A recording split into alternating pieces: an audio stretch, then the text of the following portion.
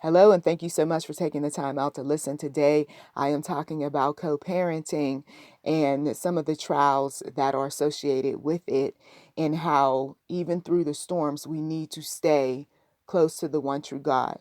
I know that you want that enemy of an ex to suffer, but God is not allowing some things to take place because, simply put, it isn't about right or wrong. It is about making sure that you do your part according to the will of God that is going to be in the best interest of the children. Okay? Let me say that again. You doing your part according to the will of God that is in the best interest of the children. We got too many people that want to point fingers. We got people who want to tell lies, make false accusations. We have individuals in so-called co-parenting arrangements that's not following the rules. And then they get upset when someone enforces rules. When you have reached a place in your co-parenting where all you want is that person to drop dead, you are already in trouble. Okay? You are already in trouble with the law, especially if you wrote things that they can use against you later, or you said things to other people that may still be connected to that ex, or you were just simply in the quiet of the day wishing and hoping, and may have even gotten some people to do some things that are negative and dark and disturbing. When you are in that place, that dark place of wishing evil on an ex, once again, you are in trouble. So it is always best to confess sin and repent, because see, what happens is that there's a boomerang effect. While you're sitting over there doing the types of negative things that you know even God himself would end up punishing you for, that person who you wishing evil on is getting blessed in some twisted way. Okay? But he's not a believer. He's a liar. He's sneaky. He's a cheat. He's all of these things. But yet he's getting blessed. Sometimes what's happening is there's an intercessor or intercessors around that person who are praying on his or her behalf. Okay? They are praying righteous prayers. They are praying for the health of the children, of the father, of the mother. They're praying goodness and righteous shall follow them all the days of their lives. So when you got those type of prayer warriors that are around a person, there's no spells of witchcraft that's going to work. There are no curses that are going to be bestowed upon that person. If the person's heart is in the right place, then guess what? They are going to end up getting some type of blessing, because they are wishing not evil, but wishing blessings upon you. So trying to stay above the hate, trying to stay above the bitterness, the jealousy, all of that is a daily fight in a co-parenting arrangement, because you see, it's not going to always stay the same. Whatever the court said for today may change tomorrow. In that relationship or lack thereof that you have with that parent. The children may be impacted in such a way that, okay, we were all living close by one another, but now somebody's job is taking them elsewhere. So the children are not going to be able to see the father or the mother as frequently as they once did. Life is going to throw you all sorts of surprises in a co-parenting arrangement. Some people die. Some people lose their freedom. Some people end up just experiencing so much as a result of a co-parenting arrangement. Okay. There's the grandparents that are impacted. There's the aunts, the uncles, cousins. People are upset. People are wanting to get in your business. People are wanting to tell you what you should and shouldn't do. But above everything else, follow the law. As much as you hate or despise or got issues with that other parent, above everything else, I can't stress this enough, follow the law. Whatever you didn't like that the court said needs to be taken care of, you can always go to your attorney and have some things rearranged, changed, what have you. But Until those things take place, you don't want to be taking the law in your own hands, because you could actually set yourself back. And if you are the one with the children, you could easily lose the children too. One of the things that people do who are especially newly divorced, just came out of a relationship, is they start a new relationship with someone else while they got all this conflict going on in their relationship, or lack thereof, with the ex. It's going to be hard to win the empathy, sympathy of the court when you have moved on so quickly. It looks like you were cheating. It looks like you are on the side of, there we say it, the devil, depending on who you're standing in front of, especially in a court of law. People are going to have their assumptions. People are going to say what they feel, what they like, or what they believe is in the best interest of the children, even though you live with that person, you know what that person's like. Okay? But when you act in slick ways, in ways that there's a paper trail that shows that you were a player to your heart throughout the whole relationship, it's going to be hard to play that, but I'm going to be a good dad, or I'm going to be a good mother. Okay? So you have to be the one that is making the life change. And you're not just about talking, but you're about doing. What I used to be, where I used to go, who I used to be connected with. And there's nothing that anybody could track that will show that you are still up to your old negative, simple acting ways. Women are just as guilty as the men, because you see, where a woman may not be doing devious things, starting up new relationships, out there on a prowl or whatever, she could be very well putting some things in the children's ear. Or the father may not be the player, the pimp, or the hustler type, but he may be putting some things in the children's ear, and everybody's trying to turn the children against the other parent. You won't win. You won't win. I have seen this up close and personal. You won't win. As much as you think that you're okay and all right with saying some of the most disturbing things about the parent, at times what happens is the children end up being very disappointed. Over time, they may even turn the tables around and start talking about, you got a lot of nerve talking about dad because look at you. Or you got a lot of nerve talking about mom because look at all of the devilish stuff you did. I mean, this thing can come back full circle, and then you lose your children. There is no connection. There is no relationship. But I thought we were good with the co-parenting arrangement. I mean, the boys got to see their dad, or the daughters got to see their father and all that. But you don't know what these kids are harboring in their minds, or who gets to them and starts telling them a whole bunch of things. Because sometimes you got the extended relatives. It's not the mothers and fathers that's starting anything. We're just going along with the program. I dropped them off, or you picked them up, and they had a good time at daddy's house, had a good time at mom's house. But then you got these extended relatives that start putting their mess in the game. Okay? They start telling you what they think that you should do with the kids. They start telling the kids what they think of the other parent. They start acting in ways that you're saying, okay, this isn't what I want either concerning my children. And so the extended relatives end up being faded out. And there is really nothing that they can do unless they want to spend a lot of money in the court system trying to see your child. Okay? Because nobody wants a child who's innocent in the game to be corrupted by some negative adults. Okay.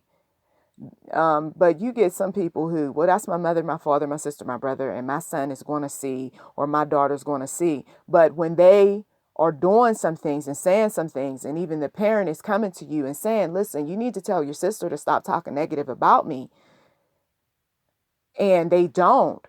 I mean, why jeopardize your co-parenting arrangement, taking the children over to somebody's house who, what are they really doing for your child other than being a babysitter every now and again for you? I mean, you could make arrangements to have somebody else watch your kid without all of the drama, somebody who doesn't know your ex.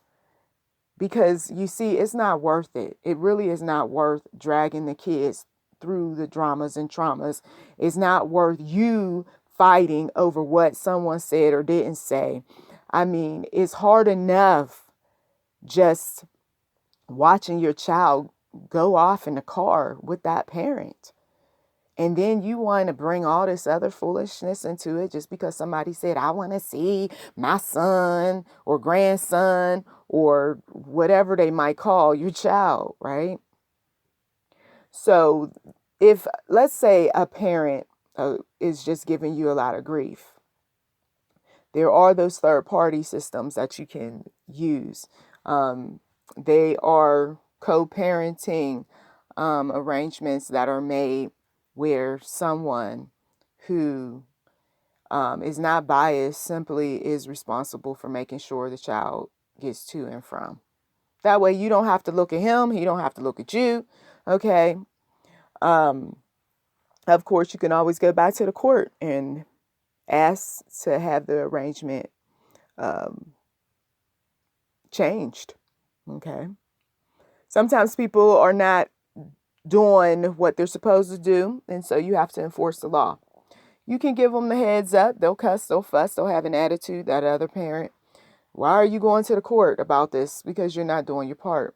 Okay. The magic number is not 18 nowadays. The magic number is 21 when a child or young adult, he or she is not receiving any type of monetary assistance or what have you. It stops. But until that time, if that child's not 21 and older, that parent is going to need to be doing his or her part. Okay. Financially, taking care of medical bills, things of that sort. I will tell you, though, that God sees when one is taken advantage, and God will deal accordingly. We don't know the day, of course, no more than we know the hour when Jesus is coming, but we do know that you do reap what you sow.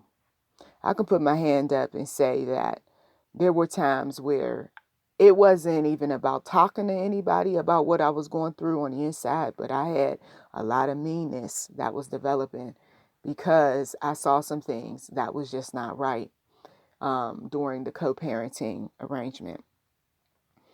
When I decided to get out of this mindset of being bitter and being angry and all of that, and decided to draw nearer to the one true God, that's when I started seeing things turn around. That's when I started seeing that God was putting me in a position of being the head and not the tail. That's when I started seeing win, win, win across the board as opposed to lose, lose, lose. That's when I started seeing that the children were just growing in leaps and bounds, mentally, physically, spiritually, you name it. And I was excited about it because my mindset was no longer in what used to be, what could have been, you see. But it is a conscientious decision that you make that above everything else, I'm going to be there for my children. I'm not going to allow the enemy to come in here and disrupt my atmosphere.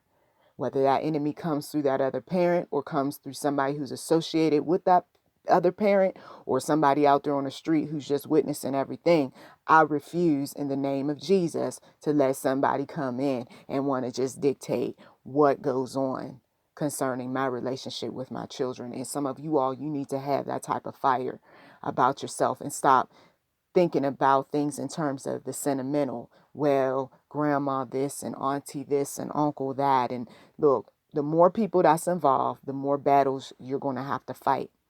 So you teach your children early on not to be sharing anything and everything that's going on in your personal life. If they want to talk about what happens at school, or they want to talk about the games that they played, the things that they bought, that's all good. But when it comes to your personal life, they don't need to be sharing all of that with those extended relatives. Teach them early. Okay? Teach them early. The more voices, the more information that's out there, the more that the enemy will use against you. Okay? It doesn't pay to have social media filled up with a whole bunch of information that is about your personal life. There's some things that I'm okay with talking about, okay? No weapon formed against me shall prosper, but there are other things that I'm not going to share with anyone because I know that the demonic is just sitting up there waiting for my fall, you see. And it's sad that in these co-parenting arrangements that things have gotten so bad to the point where somebody is hoping that you fail, okay? But how you rise above a lot of the negativity that has been brought about, whether it's from that relative that's connected to the co-parent or family friend or what have you, or the other parent, or it's the other parent themselves. The best way to beat all of that foolishness is to be a success. When you are a success, you're not concerned about what other people think. When you are on your grind, when you're working and doing what it takes to make sure that you are meeting the needs of your family, who has time to sit around and think about every little thing that comes up? You don't, because you can always say, I was working, I was shopping, I was playing with the kids, we were going out, having a good time. I don't have time, I'm sorry, to be thinking about all of these other things that people are bringing about just because they're haters. You see, of course, you never want to inundate the children with so much activity that you're slowly but surely trying to shut another parent out or the other parent out. Because that sort of thing, I'm telling you, that is evil in and of itself. And you got some of these people that's what they do. And they're saying, oh, well, I don't have, I'm sorry. Well, I can't work with you on this day because the children are doing this and that. Well, when am I going to be able to see my child? No parent should get to a place where they're so frustrated, so angry that they end up wanting to go up to the household and snatch their child out of the house. Why would they feel that way? Because you are constantly closing the door on them. Okay? And even when they're willing to compromise, even when they're willing to say, okay, we'll just meet at a public location if I can just see my child for a couple of hours, and you still refuse, God don't like ugly. That's all I'm going to say about that, Lord Jesus. So you can be that one that is mature. You can be that one that chooses to do what is right. Or you can be that one that is immature and chooses to do what's wrong. And there are consequences. Some of these parents, if they are honest with themselves, they know that they were the catalyst behind why their children, now who are adults, are not really dealing with them all like that. After all I bought you, I gave you, I fought battles with your father, and now you don't really want to be around me, don't want to deal with me, you're real disrespectful. What's wrong with you? And the reason being is because they looked at everything that you said, or listened to everything you said and paid attention to everything that you did, and they made a determination of whether or not you were really a decent person. They had that right to do that. Well, they don't need to be judging me and blah, blah, because God is my judge. Okay, you can keep on with that ego and that pride, and that's why those children eventually just distance themselves. We talk about us going low contact and no contact from certain family members and friends, but your own children can do the same thing. Something to think about. So I thank those of you all who have been supportive of this channel and continue to. I appreciate those who have also liked and commented and shared these various videos, as well as those who have recently purchased books. I do have a number of printed books as well as ebooks. I talk about all sorts of family topics, things that people may not really want to talk about to family members, to their spouses, to their friends. The information is available, so by all means, do check the description box. Blessings to you.